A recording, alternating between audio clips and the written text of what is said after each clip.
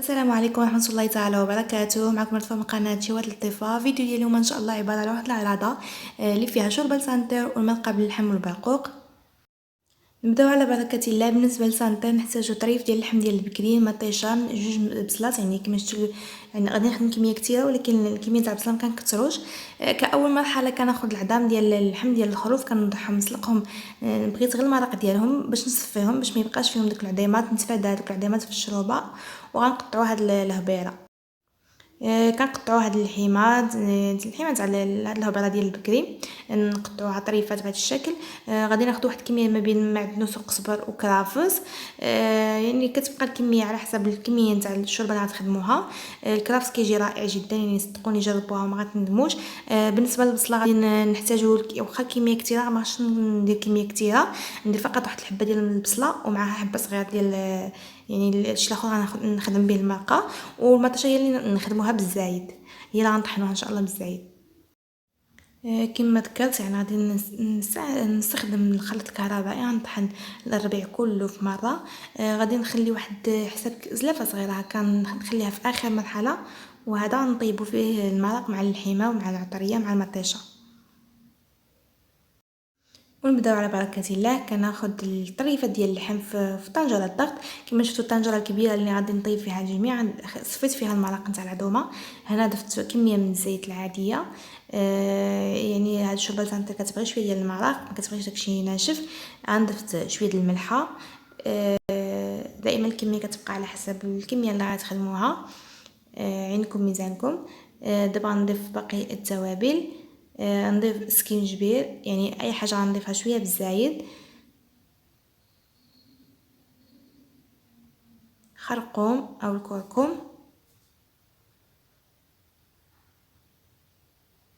يعني كتبقى هاد العطريه هذه في المرحله الاولى. من بعد ما غادي نرجع كلشي للطنجير الكبير، او ضفت حبه كحله او الفلفل الاسود. يعني غادي نذوقوا، غادي يمكن لكم تضيفوا العطريه اخرى اللي تبان لكم بلي انكم خصكم تزيدوها. هنا واحد راس معلقه قرفه، ما كثرش قرفه. هنا معلقه صغيره شويه ديال الكرويه كتجي رائعه جدا. فلفل احمر او تحميره.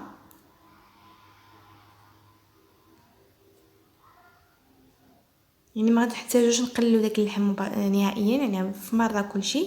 هنا ضفت زريعه القزبر اللي حتى هي كتعطي واحد المذاق زوين.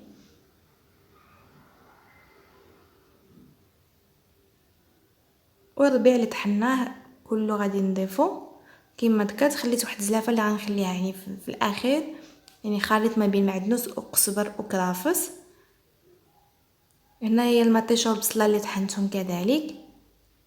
كما شفتوا هنا يعني كنضيف هنا المطيشه كتبغي شويه بالزايد. هنا المرق يعني داك العظومه ما بغيتش نديرهم مباشره في الكوكوت، يعني بغيت نخلي المرق ديالهم، نتفادى العظيمات كما ذكرت او شي باش ما يتفتوا او شي حاجه يضيعوا لي يعني الشوربه. صافي كنضيف باقي الماء نخليهم يطيبوا.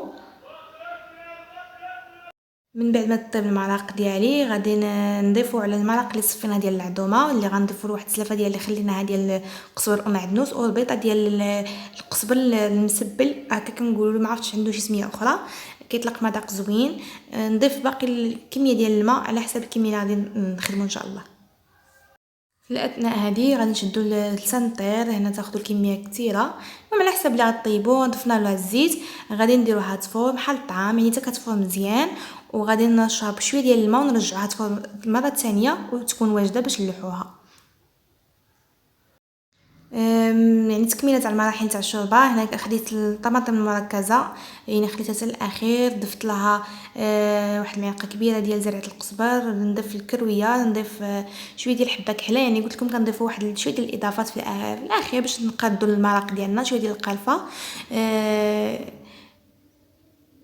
الكرويه، ضامه ديال البنه اللي بغا يديرها، وكنضيفوا لها شويه ديال المرق. كنخلطوا داكشي مزيان وكنرجعوا من فوق المرق وكنذوقوا. يعني كتبقاو متبعينها حتى كتكملوا. صافي يعني المرق ديال الشوربه لسانتير كيبقى يغلي، صافي حتى كيغلي مزيان، عاد كنبقاو نلوحوا شوربه لسانتير. يعني كنكونوا كما ذكرت في اول صحه جوج ديال التفويرات، بيض شيشه خفيفه ديال الماء. في نفس الوقت كنكبو، في نفس الوقت كنبقاو نخلطو. غنستعملوا صراحه واحد المعلقه ديال الخشب هي اللي نحتاجوها في هذا، يعني كتبغي هاد الشوربه، كتبغي يعني نديو فيها ونجيبو بمعلقه ديال الخشب. كما شفتوا يعني راه ما كتلصق ما حتى شي حاجه، يعني غادي تطيب لكم عادي رائعه جدا. النصائح ديالها يعني كتاخذ لكم واحد الوقت، يعني تقريبا واحد الساعه ديال الطياب. وانتم كتديو كتجيبوا في يعني ما كت يعني كما نقولوا ما تبعدوش على الشوربه ديالكم، كتديو وتجيبوا مره يعني حاضينها صافي حتى كتشوفوا الزيت صفات من فوق وشرب داكشي المرق، وغادي تكون طايبه واجده. وبالنسبه للطبق الثاني اللي البرقوق واللحم بالبرقوق واللوز، واخا خدمته معكم، عندي فيديوهات سابقه في القناه. بالنسبه للطبق الثاني كما شفتوا كناخذ كميه من اللحم بطبيعه الحال اللي منقي بالدم او مغسول ناشف. غنضيف له واحد تقريبا جوج بصلات كبارين مقطعين قطع صغيره. صافي هذا مكان. نضيف توابل، نضيف سكينجبير، غنضيف الخرقوم، نضيف يعني باقي العطريه كلها. نضيف شويه ديال التحميره، هي الوحيده اللي ما كثرهاش باش ما يجيناش المرق احمر. اللحم غادي يحمر بحدو يعني بلا ما يحتاج التحميره.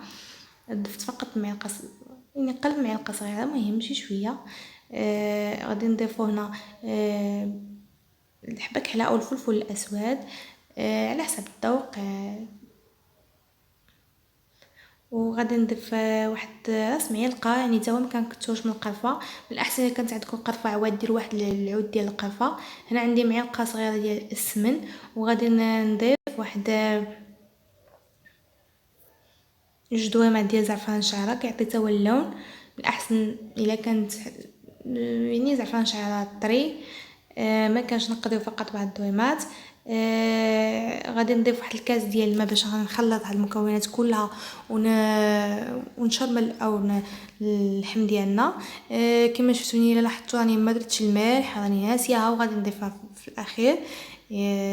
هنا غادي نضيف زيت واحد تقريبا نصف كاس صغير، ما كنكثرش كميه ديال الزيت حيت غادي نضيف زيت زيتون ملي يكون عاد كيطيب اللحم.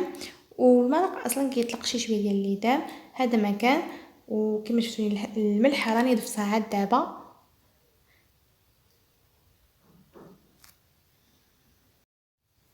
صافي كما ذكرت غادي نوضع اللحم فوق النار وكنبقى نقلب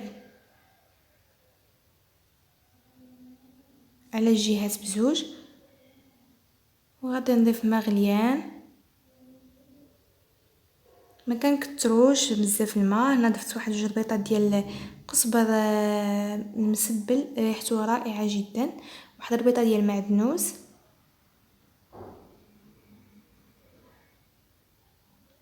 وهنا ضفت زرعه القزبر اللي هي نسيتها مع الملح.